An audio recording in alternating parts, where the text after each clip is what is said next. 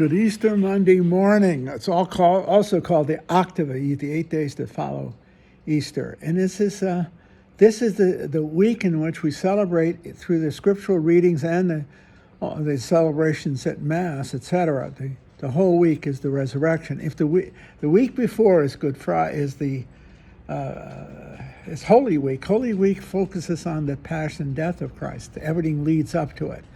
From Easter Sunday on, it's the preaching of the church and the faith that Christ has risen from the dead. And so you hear it in the Acts of the Apostles, especially the preaching by St. Peter, okay?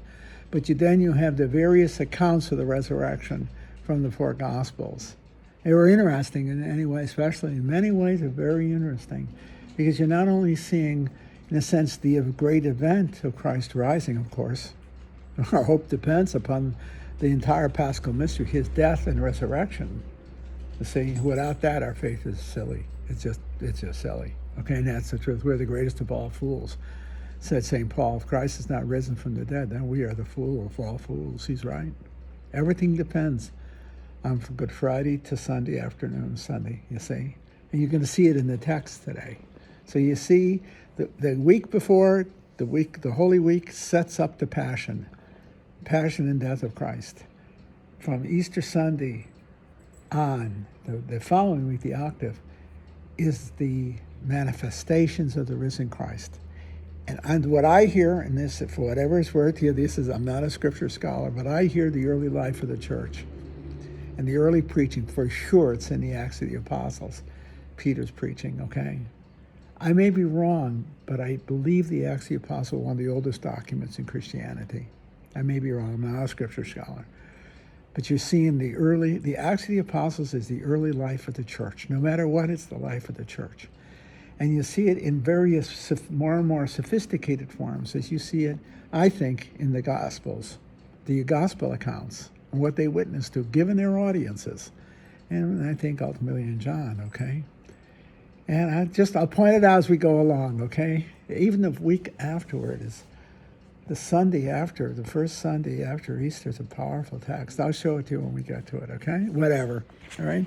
But look at this as Matthew's gospel. And he says, Mary Magdalene and the other Mary went away quickly from the tomb, fearful yet overjoyed, and ran to announce the news to his disciples. What's the news? It's the news of the empty tomb. They encounter the angel there. They don't encounter Christ there. They encounter the angel. In the early church, from what I understand, the symbol of the empty tomb was crucial. They were witnesses to the empty tomb, that Christ had risen, but the key way they put it is the empty tomb. And that's what Mary Magdalene and the other Mary are going to announce. However, on their way to announcing it, they encounter Christ. And he said, behold, Jesus met them on their way and greeted them. They approached, embraced his feet, and did him homage. So he is not a ghost. He's risen in his body, or they couldn't cling to his feet. That is heavily important, that Christ did rise his body and soul. The ancient world, especially given the Greeks, had a clear idea of afterlife, the soul surviving. That's the whole early writings of Plato, when you read the Apology or the Phaedo, when you see Socrates yearning to be free of this befouled mixture, the body. He wanted to have his soul free of it so he could do good philosophy, see? He wanted to argue with the poets. That's a great line, okay? So this isn't what they're saying. The resurrection is not the salvation, as it were, of the soul. It's the resurrection of the whole human being in transformed manner. Hence, these women grasped his feet, you see? And it's the resurrected Christ, but it's the glorified resurrected Christ. But it's still the bodily Christ, you see? And then Jesus said to her, do not be afraid. Go tell my brothers, go to my brothers, and there they go tell my brothers to go to Galilee, and there they will see me. Not believe in me, they will see me. Okay? And while they were going, some of the guard, and this is the story of the legends of that time, saying that the guards claimed that somebody came and stole the body, et cetera, et cetera. Okay, so you got a deal. That's an interesting line by Matthew, especially since he is writing for Jewish Christians. He's had to have dealt with what the rumors were flying at that time. Namely, there was no resurrection. His disciples went and stole the body. See, okay? So here's a little history in this. You could see that Matthew is dealing with his audience. He's going to be hearing the objections. Well, what are you kidding me? He rose from the dead, a bunch of you guys stole him. See? And then they bribed the guards to tell him, yeah, this thing was stolen. You see? It's interesting, isn't it? You see both profound theology and human contrivance and common sense all mixed together. It's the life of the church. It's the life of the human community. See? The church never transcends the world she lives in, but she is always, as St. Peter here, she's always the voice of Christ himself to the world. She is the enfleshed voice, always proclaiming both Christ's redemptive death and his resurrection, and therefore our redemptive death and resurrection.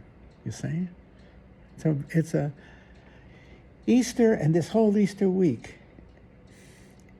is a proclamation of the triumph of life over death, goodness over evil, redemption over condemnation. It's a time of profound and radical hope that death is not final, life is not void of its meaning. I had a kid in class ask me yesterday. He's a gadfly. He's a really smart little guy. He's a tough little critter, and he likes to really make me earn my living. He's good for the class. He's good for me. But we were talking about the presence of culture, Christianity as it engages a culture and is engaged by the culture, etc. Almost what's going on here in Matthew, okay? It's a two-way conversation, okay? He's in a Jewish, Christian, Jewish community. Got to get it that way. So he's dialectically engaged. So the kid raised the question, what about death? And I said, if there is no death, if there is no Christ, if there is no Christianity, or some substitute for it, I said, if there is no afterlife, the way I put it, then death is final. And if death is final, it annihilates meaning. I really believe that, actually. The older I got, the more I see the truth of that claim. Thing. If death is final, so is meaning. So does meaning die with it. Because then there is no justice, there's no fairness, especially to the individual victims of life. I think so much of the 20th century. So much. If there is no redemption of light over dark, if there is no Good Friday leading into and giving rise to Easter Sunday, and there is no hope. You might want to go with Socrates, maybe with Plato. That's not good enough for me. It's not good enough. There has to be more. There has to be more. For Plato, it was the freedom of the mind. There has to be so much more than that. We don't live in our minds. We live in our lives and our families and our bodies. We live as human beings. We're not angels trapped in a body, a befouled mixture. There's no befouled mixture. We are who and what we are. And we are citizens of the earth and citizens of each other. And when you have violence done to the innocent, especially moral violence, and that's your 20th century, there has to be more than this world, or there is no justice. There's no fairness to the children that died in gas chambers, or the children on our streets are gunned down by accident because their fathers are drug dealers or their mothers are users. Whatever. That's the St. Louis. God, it's almost, I don't know how many little children have been shot in the last month on the streets. Just horrifying. What about them? I said, what do they do to get their brains blown out? What did all those little Jewish kids do to be gassed? And is that all there is? Then what's the difference? What I said to them, what's the difference between Hitler and Mother Teresa? What the hell's the difference? So one had a better influence. So what? So what? As far as the victim goes, it's meaningless. And you're going to die anyway, and you're going to end up in the oblivion of history. Amounts to nothing. Your influence is as fatally limited as your existence itself. There's got to be more, and that's the Easter hope.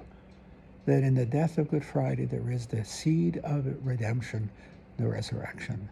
It's the hope of all humanity that life makes a difference, that life transcends death, goodness triumphs over evil, light over darkness, wisdom over stupidity and foolishness.